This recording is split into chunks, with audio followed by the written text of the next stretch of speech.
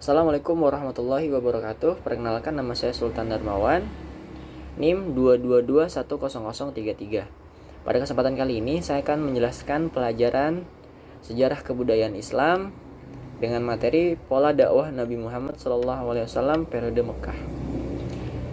Sejarah singkat Nabi Muhammad SAW sebelum menjadi Rasul. Nabi Muhammad SAW dilahirkan pada hari Senin 12 Rabiul Awal tahun Gajah. Bapaknya bernama Abdullah bin Abdul Muthalib bin Kilab bin Murrah. Ibunya bernama Aminah binti Wahab bin Abdul Manaf bin Zurrah bin Kilab bin Murrah. Abdullah, ayahnya Nabi Muhammad SAW, itu meninggal di kota Yasrib pada saat Nabi Muhammad SAW masih dalam kandungan. Siti Syifa, ibu Abdurrahman bin Auf, yang membantu proses lahirnya Nabi Muhammad SAW. Bani Hasyim pada waktu itu menyambut senang lahirnya Nabi Muhammad SAW. Abdul Muthalib, kakeknya Nabi, yang memberi nama Muhammad. Pada waktu itu belum ada seorang pun yang mempunyai nama Muhammad. Dan kemudian kakeknya mengkhitankan Nabi. Selanjutnya, Nabi diasuh oleh Siti Halimah, bertujuan agar tumbuh sehat dan paham bahasa Arab dengan baik. Kehidupan Siti Halimah menjadi sangat baik sejak mengasuh Nabi Muhammad SAW. Siti Halimah pernah mengembalikan asuhan Nabi kepada ibunya karena kondisi Mekah pada saat itu tandus, kering, dan akhirnya Nabi kembali diasuh oleh Siti Halimah di dusun Bani Sa'ad. Pada usia 4-5 tahun, Nabi sering mengembala kambing dengan Abdullah, putra Siti Halimah. Pada saat itu, ketika Nabi bermain dengan teman-teman sebayanya, Nabi dibawa oleh 2 orang lelaki. Dibedah dadanya dan dibersihkan hatinya. 2 orang lelaki tersebut ialah malaikat. Malaikat itu membedah dan membersihkan hati Nabi dari kotoran-kotoran. Kemudian Abdullah putra Siti Halimah mengkhawatirkan keberadaan Nabi Muhammad yang tiba-tiba menghilang. Dan kemudian Nabi dikembalikan lagi kepada ibundanya. Nabi Muhammad SAW diasuh oleh pamannya Abu Thalib pada saat usia 12 tahun. Nabi Muhammad SAW mengikuti pamannya Abu Thalib berdagang ke Syam. Pada saat dalam perjalanan mereka bertemu dengan seorang pendeta bernama Bukhairah. Dan pendeta tersebut melihat tanda-tanda kenabian pada Nabi Muhammad dan memintanya agar tidak melanjutkan perjalanan ke Syam karena ditakutkan ada beberapa orang yang mempunyai niat jahat kepada Nabi Muhammad SAW. Nabi Muhammad terkenal memiliki sifat jujur sehingga Siti Khadijah percaya untuk menitipkan barang dagangannya kepada Nabi Muhammad SAW. Nabi kembali ke Syam untuk menjual barang dagangan Siti Khadijah ditemani Maisyarah, asisten Siti Khadijah. Maisyarah menceritakan kejujuran dan strategi dagang Nabi Muhammad yang unik dan jujur sehingga meraup keuntungan besar. Pada akhirnya Siti Khadijah pun jatuh cinta dan menikah dengan Nabi Muhammad SAW. Selanjutnya, Nabi Muhammad SAW diangkat menjadi seorang Rasul. Nabi Muhammad SAW sering menyendiri memikirkan cara meluruskan kaumnya yang gemar melakukan dosa. Nabi Muhammad selanjutnya mengasingkan diri di dalam gua Hira selama berhari-hari untuk menenangkan dirinya. Setelah 6 bulan berkhalwat, akhirnya Nabi Muhammad SAW menerima wahyu yang pertama, yaitu surah Al-Alaq ayat 1-5. Saat menerima wahyu tersebut, Nabi Muhammad SAW resmi diangkat menjadi Nabi dan Rasul. Diangkatnya Nabi Muhammad SAW menjadi Nabi dan Rasul menjadi awal perubahan umat manusia. Pola dakwah Nabi SAW periode Mekah.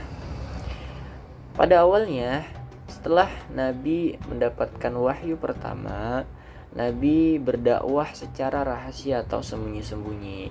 Setelah Nabi menerima wahyu yang kedua, Al-Quran Surah Al-Mudassir ayat 1-7, Nabi mulai berdakwah dengan sembunyi-sembunyi atau rahasia. Pola dakwah tersebut secara rahasia atau sembunyi-sembunyi sesuai dengan ayat bimbingan Allah Surah Asy-Syura ayat 214. Nabi berdakwah dengan sembunyi-sembunyi selama 3 tahun. Sahabat dan keluarga pertama kali masuk Islam yaitu adalah Khadijah binti Khuwailid, Ali bin Abi Thalib, Zaid bin Harithah, Abu Bakar, Utsman bin Affan, Zubair bin Awwam, Sa'ad bin Abi Waqqas, Abdurrahman bin Auf, Talha bin Ubaidillah, Abu Ubaidah bin Amr, Arkam bin Abil Arqam, Ja'far bin Abi Thalib, Amr bin Zarrah, Abu Salamah, Abu Zar Al-Ghifari, dan yang lain-lain.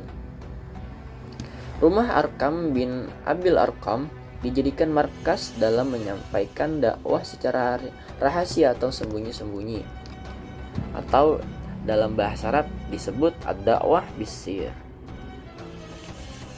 Selanjutnya, pola dakwah Nabi secara terang-terangan. Nabi berdakwah secara terang-terangan adalah dakwah secara terbuka kepada penduduk Mekah. Isi dakwah Nabi mengajak masyarakat Mekah untuk mengimani Allah Subhanahu wa taala, meninggalkan berhala dan perbuatan dosa. Pola dakwah Nabi terbuka ini pada tahun keempat kenabian setelah Nabi menerima wahyu surah Al-Hijr ayat 94. Nabi mengundang kerabat karibnya, namun hanya sedikit yang beriman. Nabi juga mengumpulkan masyarakat dan mengajak mereka untuk beriman, namun Nabi malah menerima cacian dan makian dari Abu Lahab.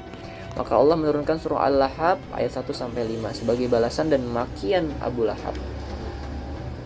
Nabi Muhammad SAW dan para pengikutnya mendapatkan hinaan dan siksaan dari pembesar suku Quraisy. Nabi Muhammad sebagai rahmatan lil alamin. Nabi Muhammad diutus untuk menyempurnakan akhlak masyarakat Arab, khususnya pada umumnya seluruh umat manusia dari kesesatan. Innama bu'istu liutamima makarimal akhlak. Dan firman Allah juga menyebutkan bahwa wa ma arsalnaka illa rahmatan lil alamin. Nabi itu sebagai rahmat untuk alam semesta. Hakikat misi dakwah Nabi Muhammad SAW, pembawa kedamaian dan kesejahteraan. Nabi Muhammad dan para sahabat membawa misi kedamaian dan kesejahteraan masyarakat Mekah dan Madinah khususnya, dan masyarakat luas pada umumnya.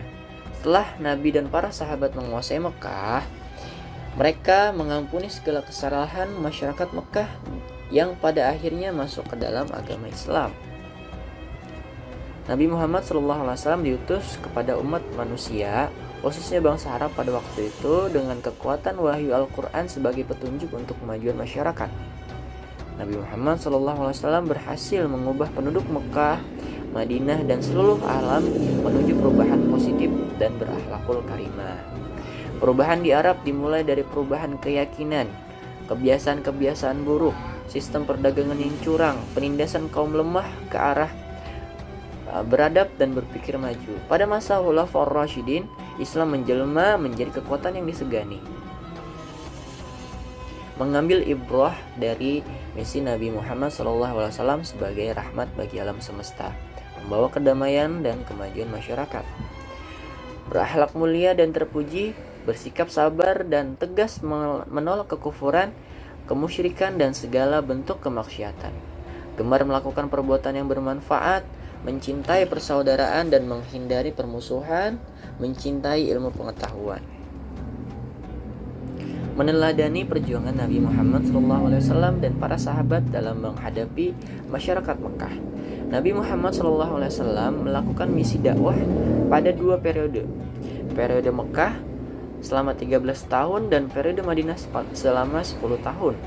Isi pokok dakwah periode Mekah adalah menyeru manusia untuk menyembah Allah Subhanahu wa taala, selalu meminta pertolongan hanya kepada Allah Subhanahu wa taala, percaya kepada seruan Nabi dan Rasul Allah, mengikutinya karena perkataan dan tindakannya adalah wahyu dari Allah Subhanahu wa taala. Meneladani perjuangan Nabi Muhammad SAW dan para sahabat dalam menghadapi masyarakat Mekah. Yang pertama yaitu Nabi dan para sahabat itu memiliki akidah atau keyakinan yang kuat, bersikap tegas menolak kekufuran dan kemusyrikan serta kemaksiatan, sabar dalam menghadapi ujian dan cobaan, memiliki rasa tanggung jawab serta tugas atau amanah. Baik, cukup sekian pembahasan kita pada kesempatan kali ini. Semoga bermanfaat. Mohon maaf jika ada kekurangan. See you next time dan Assalamualaikum warahmatullahi wabarakatuh.